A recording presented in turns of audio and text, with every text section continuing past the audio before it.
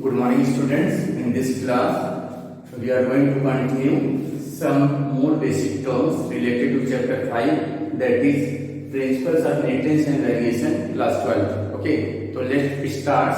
First one, what is selfing?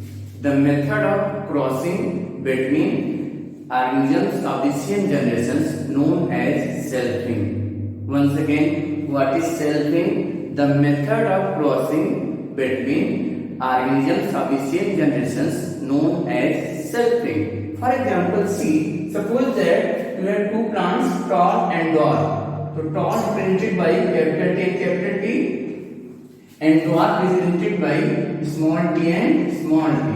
So this is hybridization because genotypes of the plants different and they belong to different generations.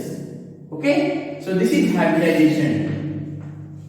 You have already known in the previous classes what is hybridization. The method of crossing between genetically different plants is known as hybridization. Now let's see what is selfing. The method of crossing between organisms that belong to same generations. In case of selfing, genotypes of the plants are same, but in case of hybridization, the genotypes of the plants are different. So method of crossing between organisms of the same generations known as selfing. So this is selfing. In case of hybridization, genotypes of the plants are different, but in case of selfing, genotypes of the plants are same and they belong to the same generations. In case of Mendel's law, most widely selfing is done between the first generation progenies. Okay, let's see second one. What is dominant allele? The allele which able to express itself in both homozygous as well as heterozygous conditions, known as dominant allele. Once again, what is dominant allele? The allele, a pair of alleles which able to express in both homozygous and heterozygous conditions. This is homozygous conditions because both genders are same, both genes are same, and this is heterozygous. So what is dominant allele? A pair of alleles that able to express itself in both homozygous and heterozygous conditions known as dominant allele. In case of dominant allele, according to the Mendel, both will be tall. This capital T will be tall plant. This capital T small t also will be tall plant. Let's see what is recessive allele. The allele which able to express only in heterozygous conditions, and in presence of its dominant allele, it becomes hidden or suppressed, known as recessive allele. So this is recessive allele. A pair of allele which able to express itself only in recessive conditions and become marked or hidden in place of its dominant allele known as recessive allele. So when genotypes of the plant will be small t, then plant will be dwarf. But when genotype of the plant will be capital T or capital T small t, plant will be tall due to presence of dominant allele. Let's see next one. What is Punnett square? Punnett square. Punnett square is a square-shaped structure. Square-shaped structure used for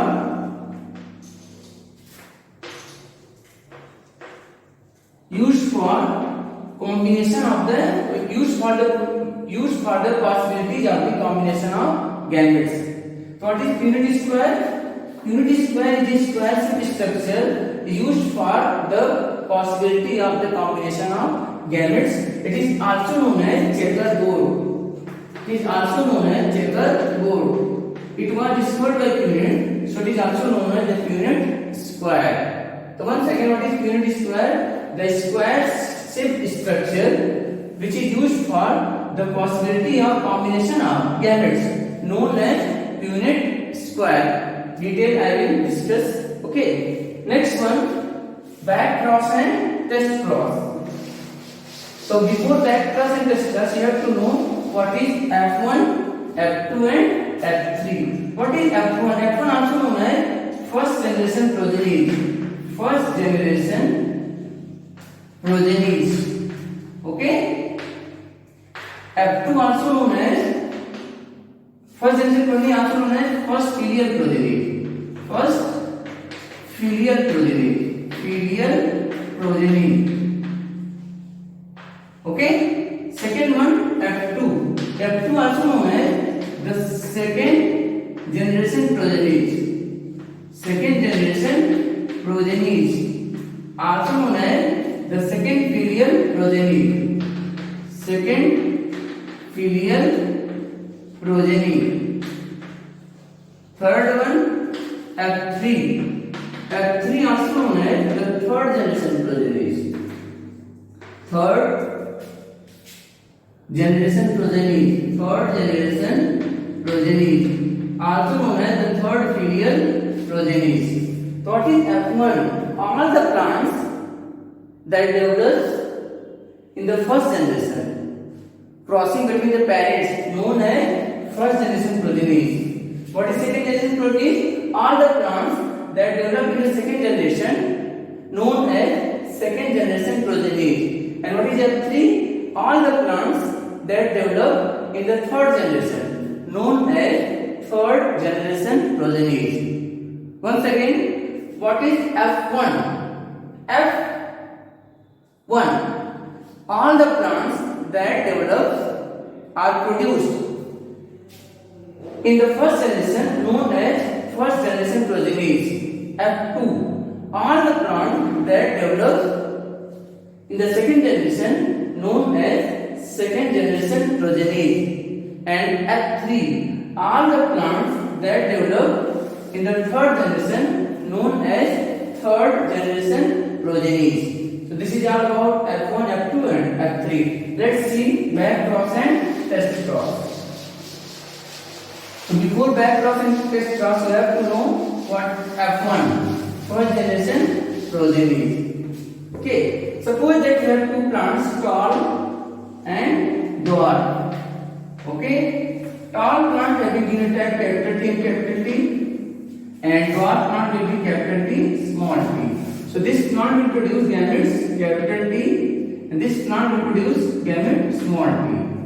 And after combination, this F1 will be capital T, small t. Okay, once again you will take two plants, tall and dwarf, having genotype tall and dwarf. Genotype will be capital T, and for dwarf small t and small t. So this plant will produce gametes capital T, and this plant will produce gamete small t. And after combination of gametes, formation of the F1 progeny. F1 progeny. So when the first generation progeny, F1 progeny crossed with any other parent in homozygous condition, either dominant or recessive. When this F1 progeny crossed with the cross in which the F1 progeny crossed with any other parent in homozygous condition, any of the homozygous parent known as back cross. What is back cross? The cross in which F1 progeny crossed with any other parent, known as back cross. Let's see two conditions in any other parent, either homozygous dominant or homozygous recessive. So let's see the two cases, case 1 and case 2.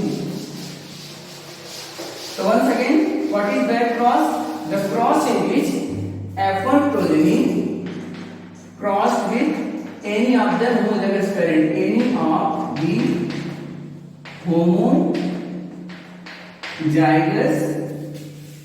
homozygous parent. Okay, so that means F1, suppose that capital T small, this hybrid F1 hybrid cross with any of the homozygous parent. So there are two cases, homozygous capital T or capital T small t. So take case 1, when F1 progeny crossed with the homozygous tall plant. So let's see. It will produce two types of gametes, capital T, small t. It will produce two types of gametes again, capital T and capital T. Next, this is the F1 gametes. You will make the unit square and find out the possibilities. Okay. So male gametes will be upside and female gametes downside. Two plants, one is male, other is female. So write the possibilities of the gametes. So capital T, small t, and here we will write capital T and capital T. So there will be capital T, then capital T, small t. Third one, capital T and capital T, small t. That means when F1 progeny cross with homozygous dominant parent, then all plants will be tall.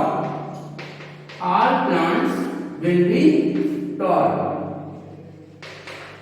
Case 1, when F1 progeny cross with the homozygous dominant parent. Okay, all plants will be tall. Out of tall plants, 50% are pure tall, 50% hybrid. Let's see case 2, when this F1 progeny cross with recessive parent. Case 2. Then when this F1 progeny cross with recessive parent.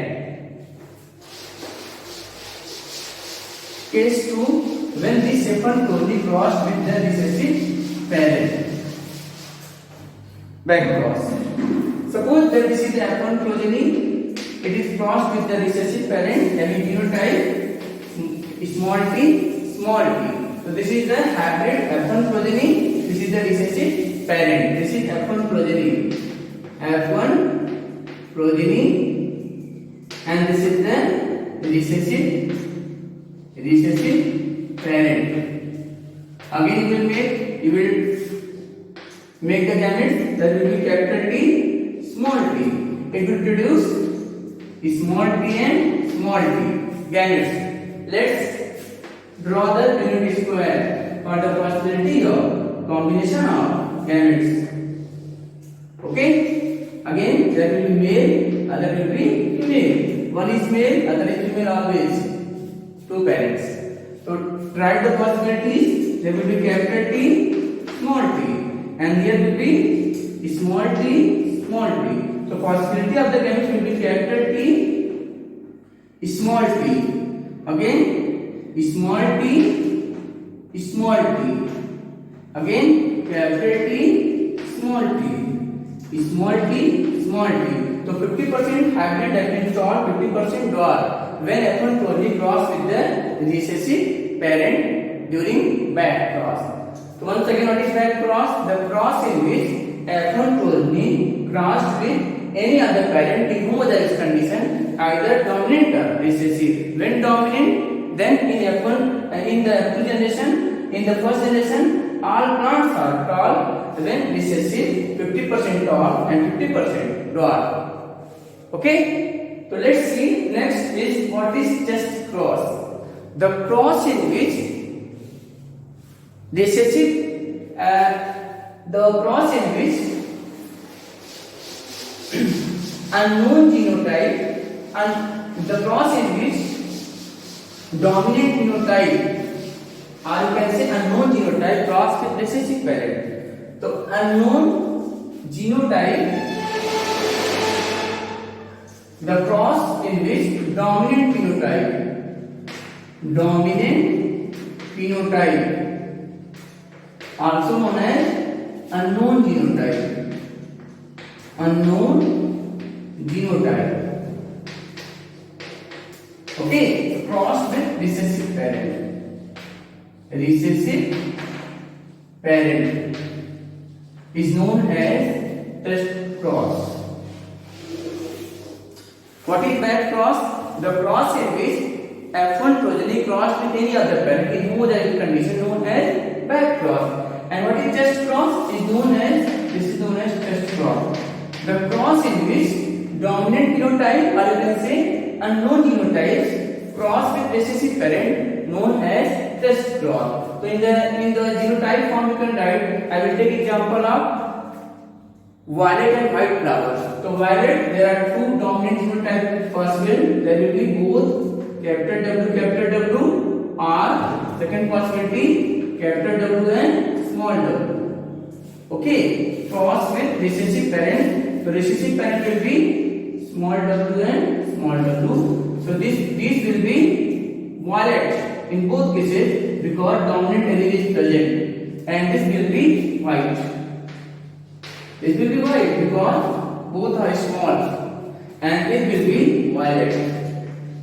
Again, you can take two cases, case 1 and case 2. Case 1, when this homozygous unknown genotype cross with the recessive parent, and case 2, when this heterozygous genotype cross with the recessive parent. Once again, what is test cross? The cross in which dominant genotype, you can say unknown genotype cross with recessive parent, known as test cross. So these are the unknown genotypes. This is the recessive parent. Now let's see case 1 and case 2. When case 1, when this homozygous genotype cross with the recessive parent. Case 1. Let's see case 1. When this homozygous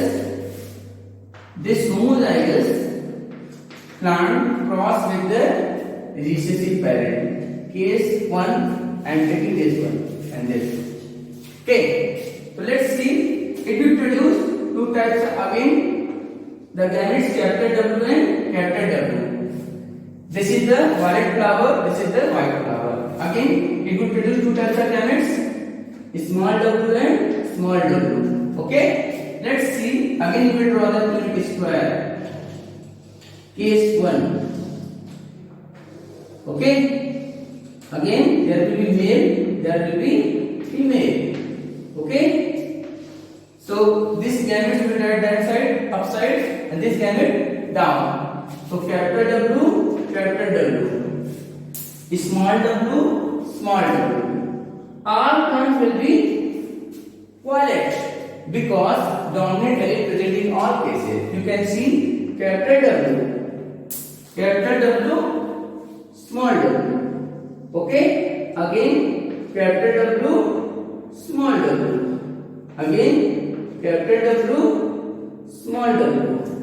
Again capital W and small w. So all plants are violet because due of dominant gene in all possibilities.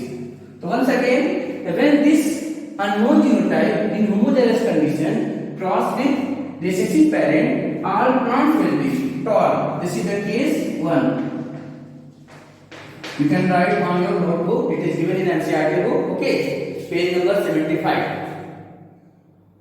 So this is the case 1 when the homozygous genotype, dominant genotype cross with the recessive parent, all plants are violet due to presence of the dominant allele capital W.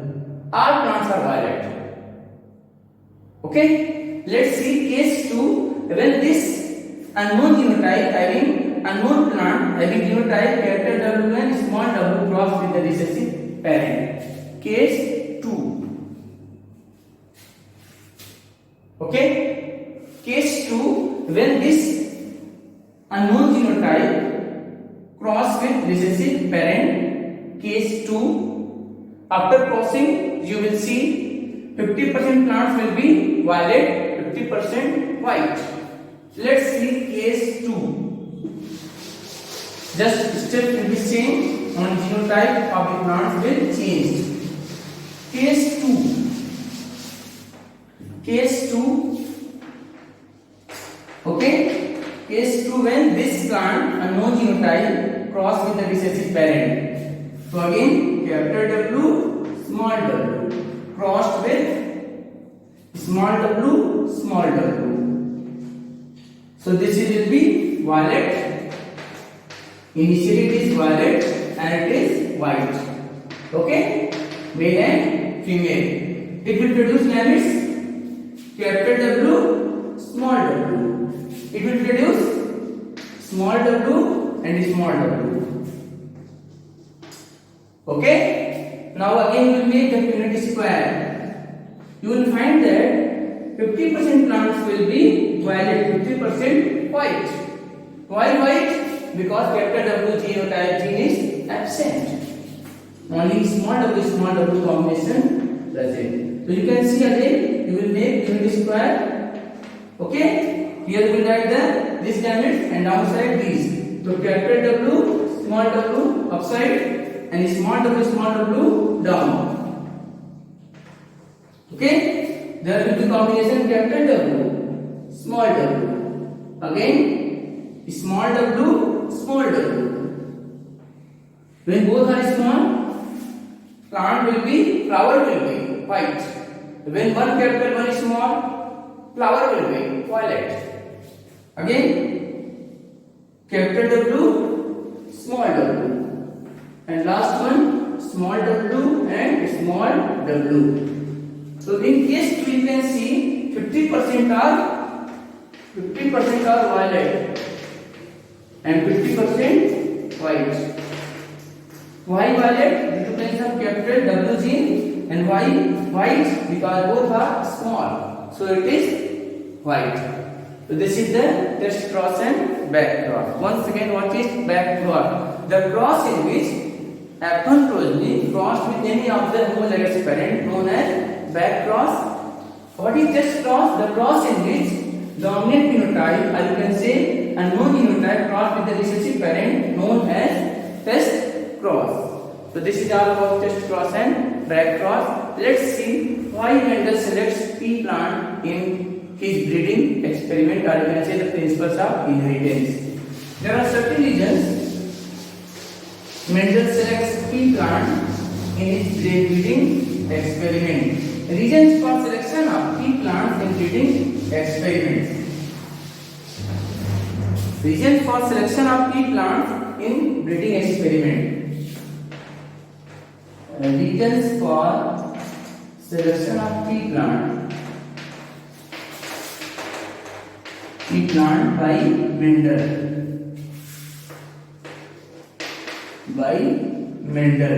First reason, it is an annual plant having short life cycle.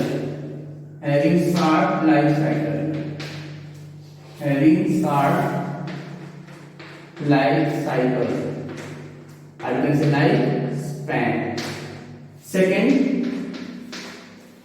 it is a bisexual. There is no need of two plants, male and female. It is bisexual. Plant. Third, it produces a number of seeds per generation. It produces a number of seeds per generation.